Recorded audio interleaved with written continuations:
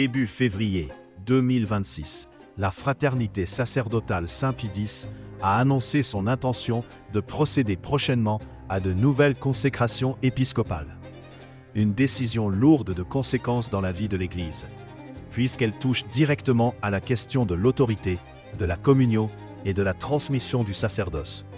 À cette occasion, le supérieur général de la fraternité, Don Davide Pagliarani, a accordé un long entretien pour expliquer les raisons de cette annonce.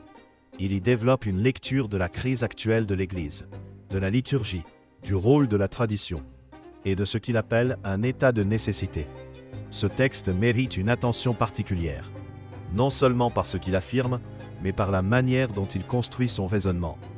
Il ne s'agit pas ici de polémiquer, ni de caricaturer.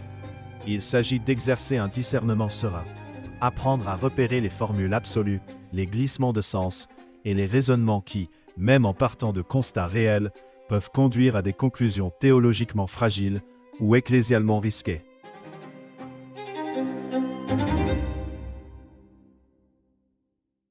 Nous allons maintenant reprendre plusieurs passages importants de cet entretien, les citer précisément, puis les examiner calmement dans leur contexte, afin d'en comprendre le sens, les raisonnements qu'ils impliquent et les conséquences théologiques et ecclésiales.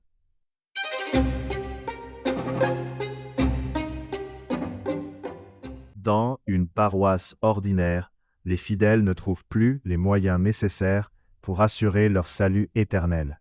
Voilà en quoi se résume l'état de nécessité. Cette phrase pose d'emblée un problème fondamental. Dans la foi catholique, l'Église, même blessée par des crises, reste l'instrument ordinaire du salut voulu par Dieu. Les sacrements valides confèrent réellement la grâce. On peut affirmer que beaucoup de paroisses souffrent de pauvreté doctrinale, de liturgie négligée, d'une catéchèse insuffisante. Mais dire que l'on n'y trouve plus les moyens nécessaires au salut, c'est franchir une ligne. Cela donne à penser que l'Église visible, dans sa vie ordinaire, ne remplit plus sa mission essentielle.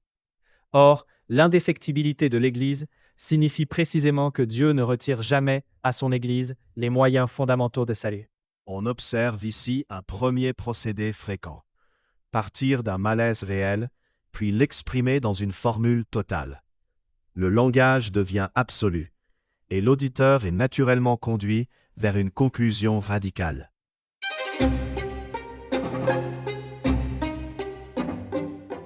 Le bien des âmes passe avant tout.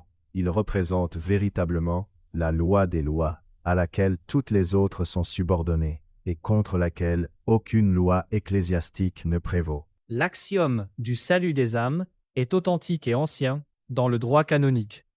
Mais il a toujours été compris à l'intérieur de l'ordre de l'Église, et non contre lui. Lorsqu'on l'isole de toute nuance, on en fait une sorte de clé universelle permettant de passer au-dessus de toute autorité.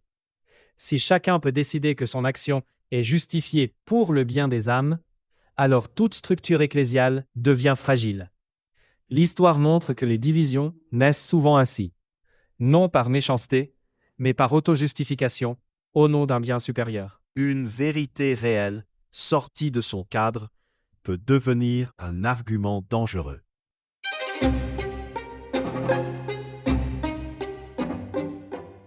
Dans l'état de nécessité actuel, c'est de ce principe supérieur que dépend ultimement toute la légitimité de notre apostolat et de notre mission. Ici, la légitimité est présentée comme reposant principalement sur un diagnostic interne. Il y aurait une crise telle que l'action deviendrait automatiquement justifiée. Mais la tradition catholique est prudente avec la notion de nécessité. Elle reconnaît des situations exceptionnelles, mais toujours avec des critères objectifs et temporaires. Lorsque la nécessité devient permanente, globale et évaluée par ceux-là même qui agissent, on glisse vers une logique d'auto-autorisation. Même en période de grande crise, l'Église n'a jamais enseigné que chacun pouvait se constituer juge suprême de sa propre mission. Le discours bascule ainsi d'une analyse de crise vers une source autonome de légitimité.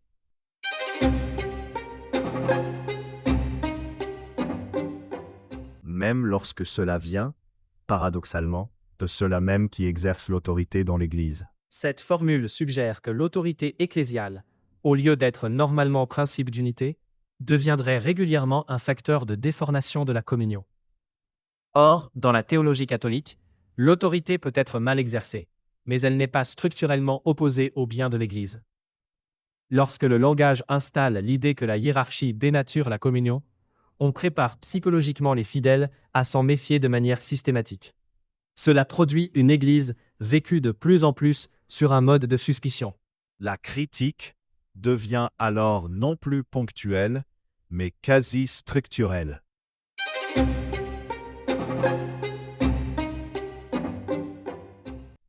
Ce dilemme n'est qu'apparent, en réalité. Le dilemme évoqué est celui entre fidélité à la tradition et communion hiérarchique concrète. Dire qu'il est apparent revient à nier la difficulté vécue par beaucoup de consciences. Dans l'histoire de l'Église, les tensions entre obéissance et conviction ont toujours été traitées avec gravité et prudence. Les balayer d'un revers de main comme une illusion revient à simplifier excessivement une réalité morale complexe. Une théologie sérieuse reconnaît les conflits de conscience au lieu de les effacer par une formule.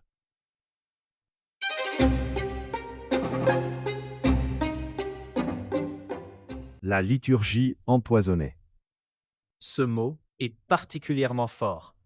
Il ne désigne pas simplement une liturgie imparfaite ou problématique, mais quelque chose de nocif en soi. Or, la messe de Paul VI est la liturgie officiellement promulguée par l'Église. Dire qu'elle est empoisonnée, c'est suggérer que l'Église distribue ordinairement aux fidèles ce qui nuit à leur vie spirituelle.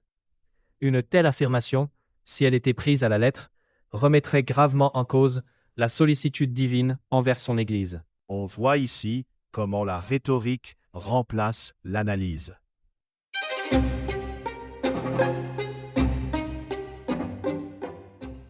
Comment savoir que la messe de Paul VI ne peut être reconnue? Cette phrase ne parle plus d'abus ni de dérive, mais de non-reconnaissance. Elle implique que ce que l'Église a établi comme norme liturgique serait en soi inacceptable. Une telle position dépasse largement une critique pastorale. Elle touche au cœur de l'autorité de l'Église dans l'organisation du culte, domaine dans lequel, historiquement, l'Église a toujours exercé un pouvoir réel. Le débat liturgique glisse ainsi vers une remise en cause institutionnelle.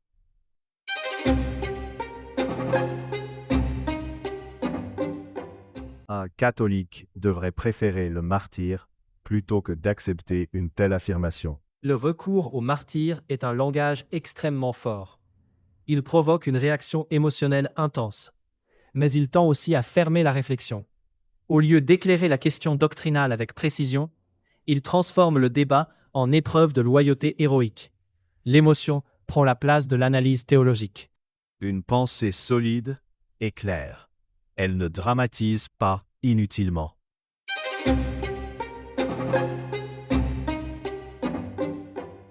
D'éventuelles peines canoniques n'auraient aucun effet réel. Cette affirmation minimise fortement la réalité de l'autorité ecclésiale. Une sanction canonique modifie objectivement la situation d'un fidèle ou d'un clerc dans l'Église. Même si l'on décide de continuer malgré elle, elle demeure un acte réel de gouvernement. Dire qu'elle n'a aucun effet réel, c'est affaiblir dans les esprits la notion même d'autorité visible. Progressivement, le discours tend à présenter l'institution comme secondaire.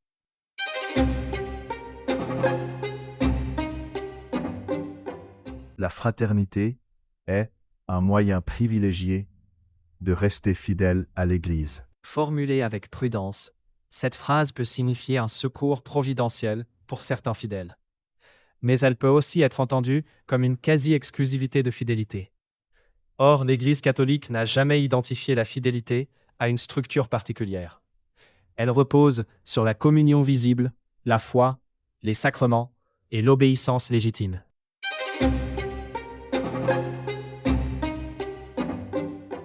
Nous arrivons ainsi à la logique d'ensemble du texte. L'entretien ne proclame pas d'hérésie formelle, mais il fonctionne par des généralisations excessives, des formules absolues, une rhétorique de crise permanente et une auto-légitimation par la nécessité.